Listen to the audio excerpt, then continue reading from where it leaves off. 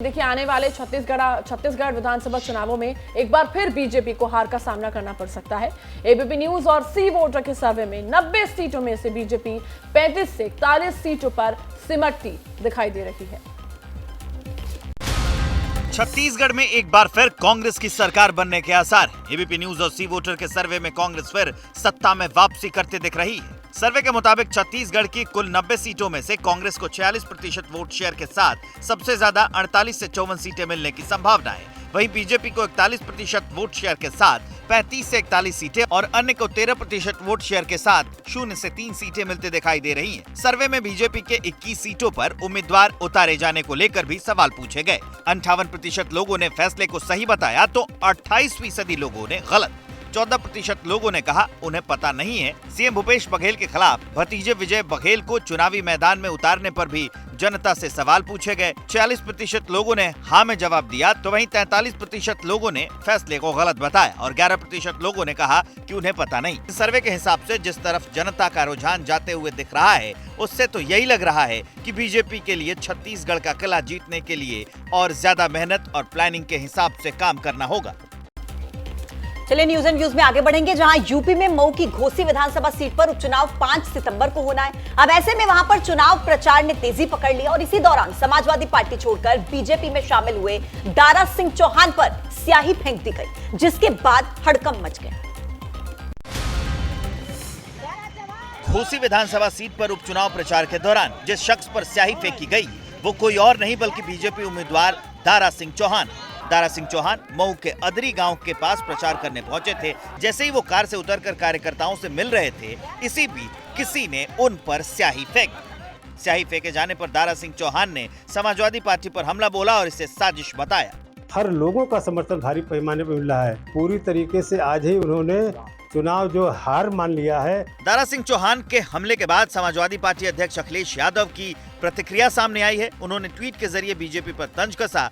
अपनों ने ही अपनों पर दाग लगाया। इंक कान में हर बार दोषी पकड़ा गया, पर ये वाला हाथ क्यों नहीं आया। हारती हुई भाजपा सहानुभूति पाकर घोसी उपचुनाव जीतना चाहती है। ये खेल अब पुराना हो गया है। अब जनता सब समझती है। वो पहले बीजेपी सरकार में मंत्री रह चुके हैं, लेकिन यूपी के सियासी समीकरण बदलने के बाद वो फिर से बीजेपी में शामिल हो चुके हैं। ऐसे में यूपी का सियासी पारा हाई है। अब न्यूज एंड व्यूज में आगे बढ़ते हैं। बात छत्तीसगढ़ की। छत्तीसगढ़ के राजनांदगांव में कांग्रेस विधायक छन्नी साहू पर चाकू से हमले के बाद हड़कंप मचा हुआ है। कांग्रेस विधायक पर हमला उस वक्त हुआ जब वो एक कार्यक्रम में शामिल होने के लिए पहुंचे हुए थे और हमले के बाद आरोपी को गिरफ्तार कर लिया गया। ये तस्वीर है कांग्रेस विधायक छन्नी साहू पर जानलेवा हमले की। जब वो एक कार्यक्रम में शामिल होने राजनांदगांव के खुज्जी विधानसभा पहुंची, तभी शराब के नशे में एक शख्स ने उन पर चाकू से हमला बोल दिया। चाकू से किए गए हमले में कांग्रेस की महिला विधायक छन्नी साहू घायल हो गईं, जिन्हें फौरन ही अस्पताल ले जाया गया और इलाज के बाद उन्हें अस्पताल से छुट्टी दे दी गई। लेकिन बड़ा सवाल यह है कि आखिर विधायक की सुरक्षा में चूक क्यों हुई। कैसे आरोपी महिला विधायक के करीब पहुंच गया और चाकू से हमला बोल दिया। सवाल यह भी खड़ा होता है कि आखिर शख्स नशे में था तो उसके विधायक के पास तक कैसे पहुंचने दिया गया। हालांकि विधायक पर हुए हमले के दौरान ही आरोपी को पकड़ लिया गया, जिसके बाद लोगों ने उसकी जमकर पिटाई की।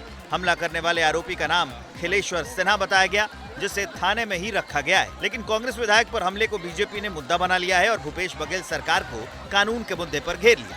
बीजेपी ने दावा किया कि छत्तीसगढ़ की कानून व्यवस्था पूरी तरह चौपट हो गई है और राज्य में गुंडा राज कायम हो चुका है।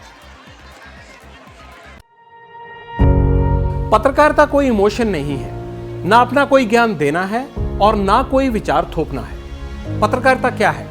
पत्रकारिता का मतलब है सही जानकारी इकट्ठा करना और तथ्य बताना। पत्रकारिता आज जितने महत्वपूर्ण दौर में है, शायद पहले नहीं थी। इस दौर से निकलने के लिए सिर्फ सच दिखाने की जरूरत है, वो सच जो आपके हित को आगे रखे। इसलिए अब रात 9 बजे प्राइम टाइम नहीं होगा, ये आपका टाइम है। जगविंदर पटियाल के साथ देखिए पब्लिक इंटरेस्ट, सोमवार से शुक्रवार रात 9 बजे सिर्फ एबीपी न्यूज पर।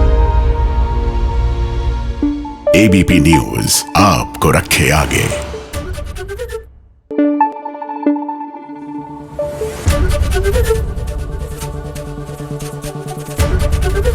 एबीपी न्यूज आपको रखे आगे।